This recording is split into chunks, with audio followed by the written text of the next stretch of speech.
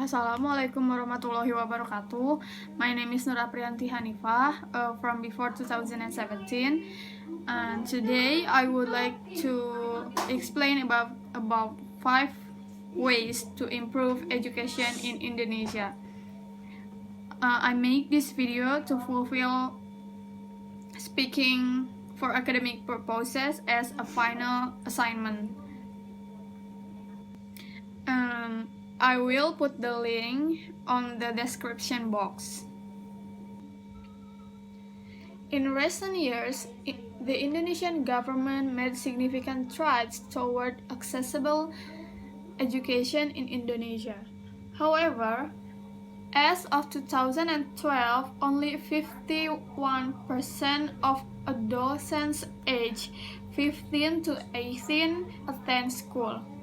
This lack for attendance of the secondary and tertiary education level makes it difficult. Employment agencies feel they rank with qualified laborers.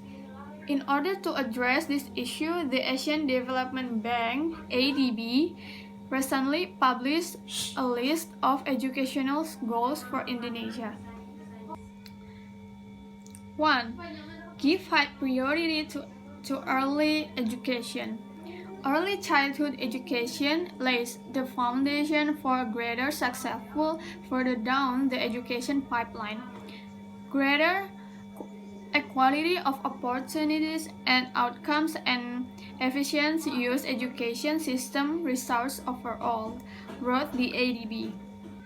Fortunately, Indonesia greatly progressed in this sector, but the country still needs rapid expansion. The Indonesian government only allocates 1.2% of its education budget to early education development. The ADB strongly encourages a change in this budget breakdown. This statistic needs to increase by at least 3 percentage points in order to meet current requirements. The ADB links education in Indonesia to a leaking pipeline. Students fall through cracks for the further they get into their education. In some areas, the expectation for scholastic learning is so low that greater capability as a child has to provide financially for his or her family. The less likely is it that they will attend school. This education disconnected to improve through consistent contact between teacher and their students, evaluating students' progress and more accountability between teachers and supervisor in monitoring students' work. According to the ADB, the government should also prepare to allocate more funds for the equal distribution for schools through the country. Hopefully, leaders will come to the realization that funding education is a positive investment for the future. 3. Create a better system for the allocation of funds. The ADB observed that there is very little fiscal transparency at the Indonesian district level. The concern that the educational funds provided in many districts are not used for their intended purpose might have merit, as reports show that 75% of the schools in Indonesia falls below for the requirement minimum service standards. To avoid this dilemma, each of these individual districts could develop a set of goals to help its research in level minimum service standards relative to its own circumstance. All districts should be held accountable for the allocation of funds and receive training on how to most effectively use the money towards improving students' learning experience. 4. Develop a better system of vocational training. In Indonesia, technical vocational education and training (TVET) are factored effort between a government, individual district, and the private sector. This convoluted system causes effort towards vocational development to be either duplicate to unavailable in many regions.